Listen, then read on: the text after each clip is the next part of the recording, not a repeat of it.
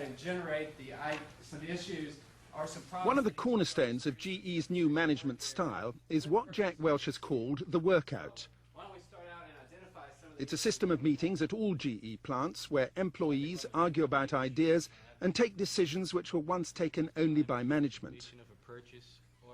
The goals of the workout system are the objectives Jack Welch has set for the company he hopes GE will become. Less bureaucracy, more informal, more informal. A company that allowed ideas to come from everywhere, where brain power and ideas counted more than title and control, where more and more people were enriched during their workday to take something home to their life outside the job, where the whole experience was integrated, where coming to work is it's a fun thing for me, it always has been. I'd like it to be a fun thing for lots of people, preferably 240,000 people, where it isn't drudgery, where it isn't difficult, where isn't some jackass manager telling them what to do, where they're in there with their ideas and they know their ideas count.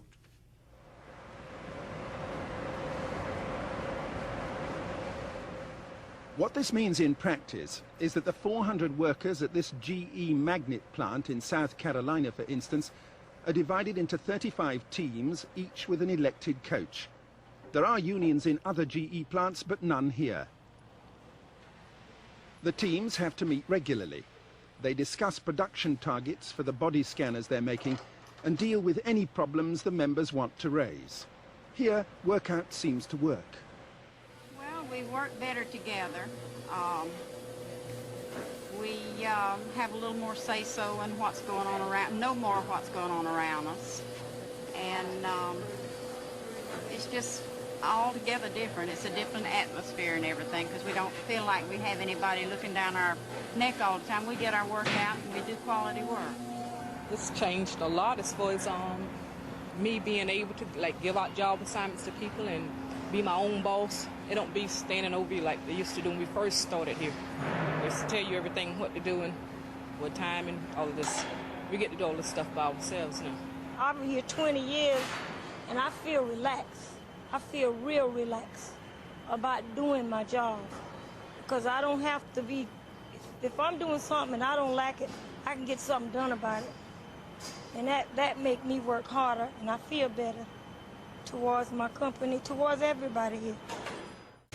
According to Mr. Welch, all the changes which he's brought about to GE and to the company's employees are not just the byproducts of management theory or rhetoric. They're justified by results. Look at the productivity. Look at the success of this company. A lot of people, we didn't get this by anything more than more and more people's ideas. As the workout thing has grown, so is the productivity. Now maybe it's a freak correlation. Maybe it's just that it doesn't really go together. I'm not going to worry about whether it goes together or not. The company is getting better. It's getting faster. Inventories are turning faster. New products are coming out faster. Productivity is growing. Working capital is turning over more. Next came globalization, with more than 40% of revenues now coming from abroad. Then he grew services like finance and insurance to 70% of GE's revenues today. We've been growing 20 billion plus a year. That's bigger than Coke. We've been adding one of those a year for the last 4 years. Most recently, with digitization, every GE division grew its own web enterprise, earning Jack a new moniker, eJack. I'd like to get some fresh thinking from you. Welch had a passion for training future leaders at GE's Crotonville Leadership Center, where Welch's dislike of bureaucracy led him to encourage any company employee to contribute new ideas. Jack has really developed 400 hitters, and that's a talent I don't have. At General Electric, Welch raised eyebrows by encouraging staff to cut bureaucracy, face reality, and live their dreams. But his innovations helped GE become the world's most admired company, and Welch the world's most admired CEO. His secret? Great leadership skills, down to earth, feisty, lots of energy, a lot of edge, a lot of humility, yet a lot of pride. Did a number of things that change the way you run business in the world, if not at least in this country. Larry Bossidy worked under Welch at GE, then left to run Allied Signal and briefly Honeywell, the company Welch just bought. If you were to rank Jack Welch in a list of businessmen in the last 50 years, where would he rank? Oh, I think Jack would be one, and the second person would be far distant second. You could argue that we're the most competitive country in the world now. Well, it isn't all attributable to Jack, but I think he's done a lot of things that other people have emulated in businesses that gets us to that position of being the most competitive.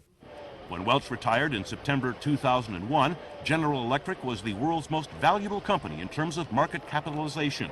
What's your legacy of 20 years at GE? What is it? If I had to say what it was, I would say we took an old-style military-industrial, highly structured enterprise and created an informal atmosphere where everyone had a shot at reaching their dreams.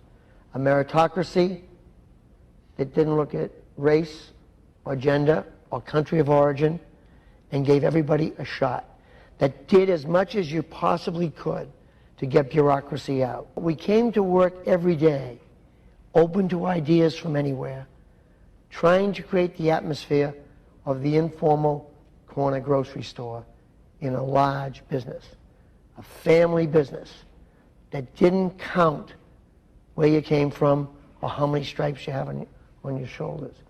It was all about you, your ideas, and your dreams, with the sky being the limit.